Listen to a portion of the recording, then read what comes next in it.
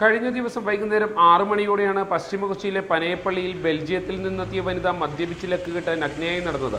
പനയപ്പള്ളി മുതൽ ചുള്ളിക്കൽ വരെയുള്ള 1 കിലോമീറ്ററോളം ദൂരം നഗ്നയായി വിദേശ വനിത നടന്നു നീങ്ങി.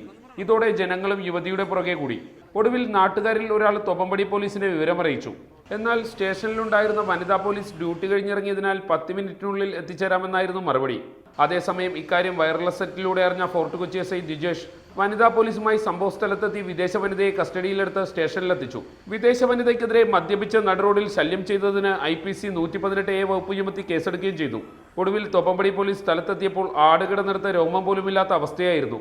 ഇതോടെ തങ്ങളുടെ സ്റ്റേഷൻ പരിധിയിൽ കയറി വിദേശ വനിതയെ പിടികൂടിയ ഫോർട്ട് കൊച്ചി എസ് ഐക്കെതിരെ തൊപ്പമ്പടി SI മട്ടാഞ്ചേരി അസിസ്റ്റന്റ് കമ്മീഷണർക്ക് പരാതി നൽകി. അസിസ്റ്റന്റ് കമ്മീഷണറുടെ നിർദ്ദേശപ്രകാരം കേസ് ഫോർട്ട് കൊച്ചി SI തൊപ്പമ്പടി സ്റ്റേഷന് കൈമാറി. വിദേശ വനിതയ്ക്കെതിരെ നഗ്നതാ പ്രദർശനത്തിനും കേസെടുക്കാനുള്ള നീക്കത്തിലാണ് തൊപ്പമ്പടി പോലീസ്.